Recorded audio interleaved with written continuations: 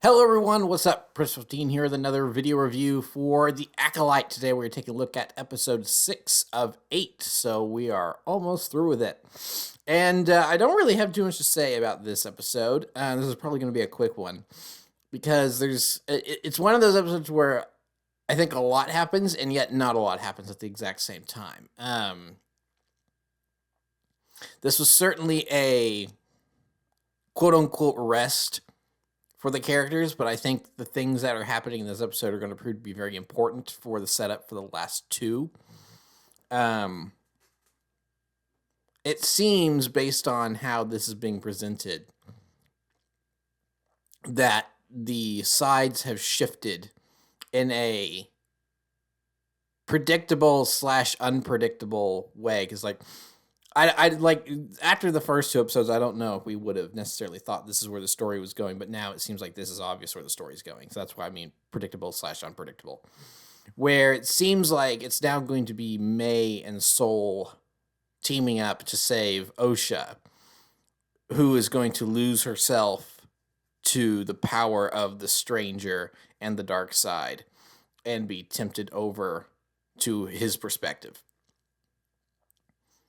And maybe that means that Osha is going to be the titular acolyte that the show is named after, because there's someone has to become. That's probably going to be the end of the next episode, where Osha says, "I will dedicate myself to your teachings," and then he's probably going to, the stranger's going to say something like, "Finally, after all this time, I finally have an acolyte," and boom, credits. That's probably going to be the way the next episode ends, if I had to guess. So yeah, a lot of this episode was just kind of the fallout from the last one. And like I thought, the whole twin switcheroo didn't last very long. Of course, the stranger knew that he had Osha and not May from the very start. And then Soul figured out that he had May and not Osha very quickly.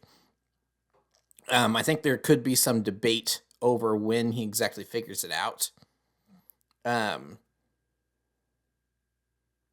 think it's actually pretty quick.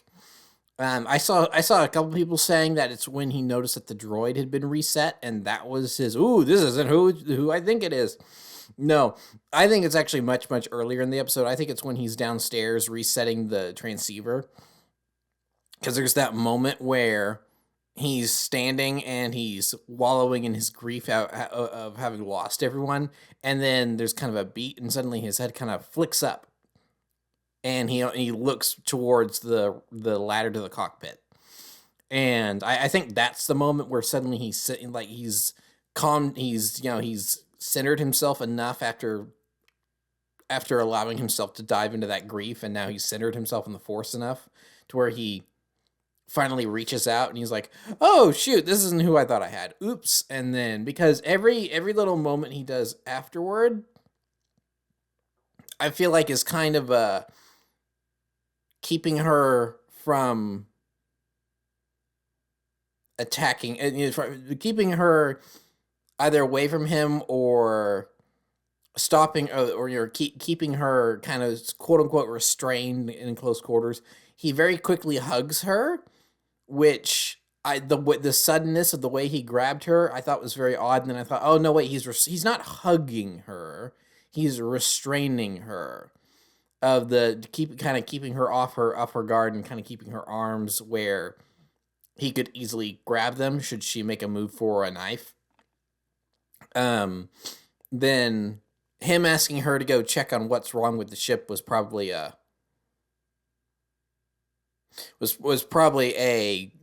tactic to get him to figure out what to do going forward, if I had to take a guess.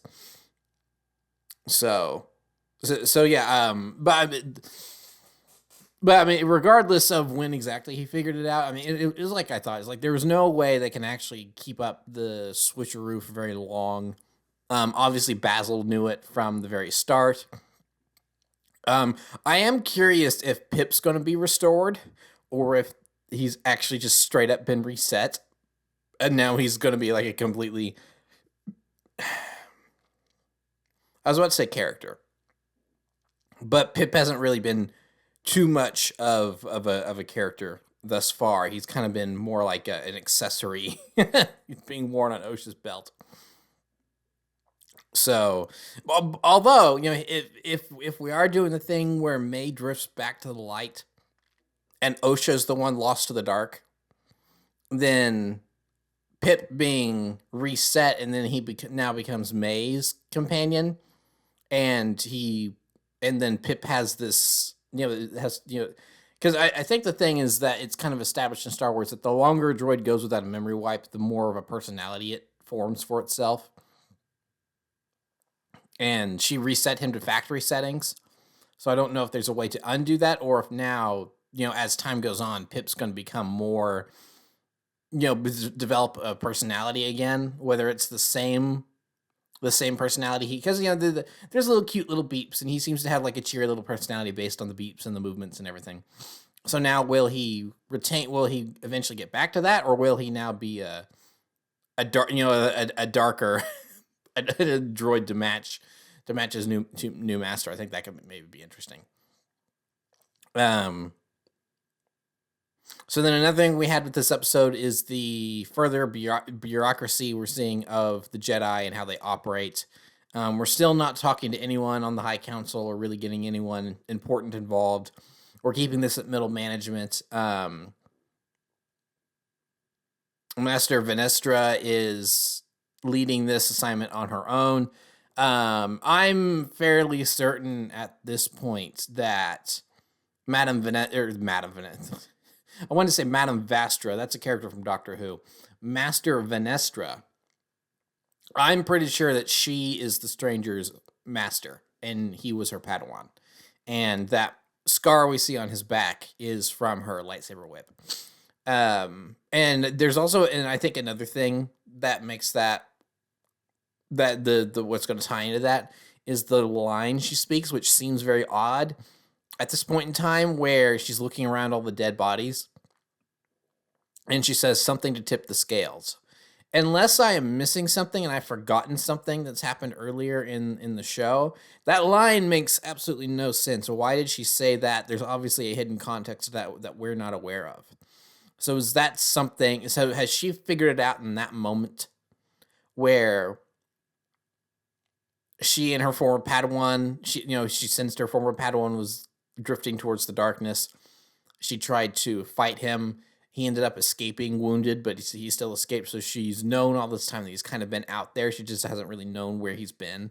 And so then this is the first thing that pops into her mind when she sees the massacre. It's like, oh, there's only one person I know for a fact could do this that I know is out there right now. And it's my former Padawan.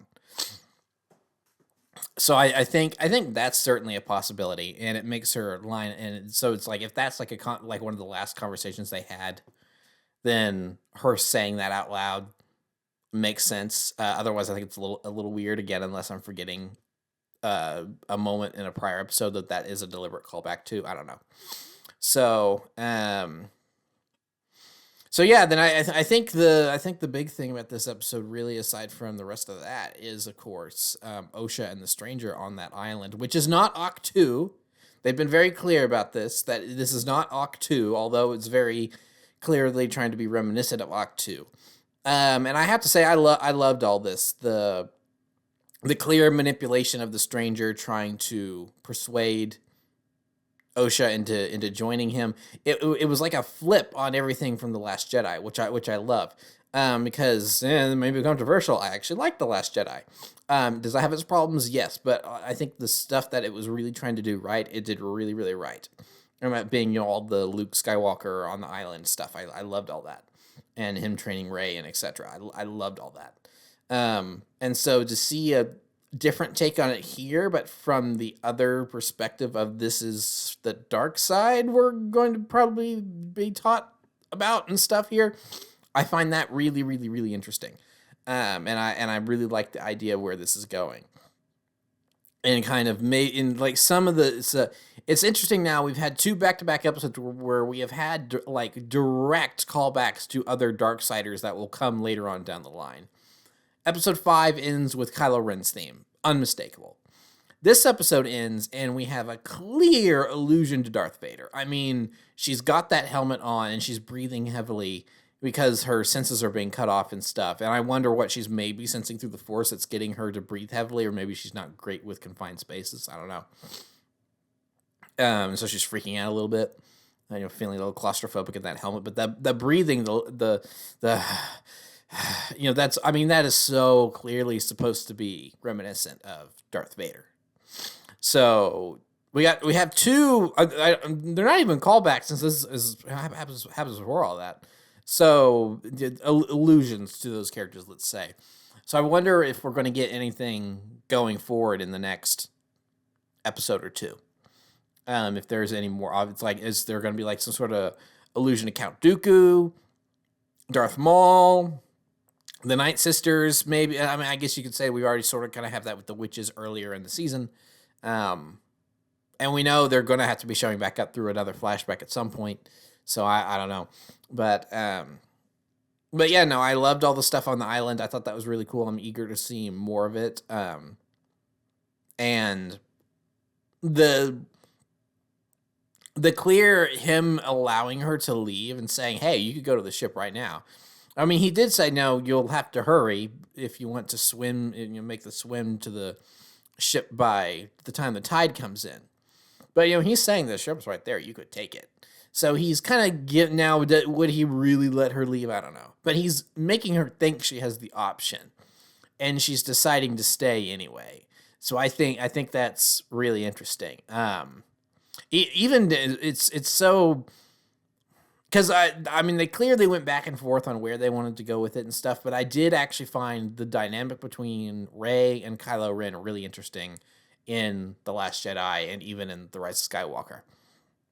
So to sort of kind of be exploring a slightly different take on that. In this, I mean, for Pete's sake, even the clothes that Osha's wearing in this episode is, I think, reminiscent of what Rey wore on Ahch-To in The Last Jedi. Which is also my favorite Rey outfit, by the way. There's something about that, the mix of the robes that she wore in Force Awakens, and then the gray to signify where she is on her journey. I dug that. I thought that was a cool outfit for her. So yeah, I mean, to see what the and it's kind of funny because of course The Last Jedi is very controversial amongst nerds on the internet. And it's so funny that this show of all shows is the one doing a different take on what The Last Jedi was doing, and this show has been so divisive. It's like, can we not do anything like this in Star Wars without it being divisive? Because like I've said in the previous reviews, I mean, there's definitely been stuff you can critique about this series. The pacing is still awful overall, because this clearly feels like we're supposed to be like at the beginning of, and I suppose we are technically at the beginning of like the third act of the story, but I don't know. It also feels like we're only halfway and there's only 2 episodes left. So it feels like we are not as far along as we need to be compared to where we actually are. And it's like, I just really think they really did themselves a disservice having that flashback episode be where they put it. And now I've been advocating the last couple of reviews saying that they should have taken all those flashbacks and edited them into episode 4. Now I'm kind of wondering how it would all play out if they made that the first episode. Because yeah, it takes away like the big twin reveal surprise in the actual first episode, but it's like, did we really need that to be a reveal for the audience? Because it's not something that really blew people away. It was like, for people either saw it coming from a mile away, were like, oh, okay, that makes sense, and it wasn't like a huge revelation. So if they had that flashback in the first episode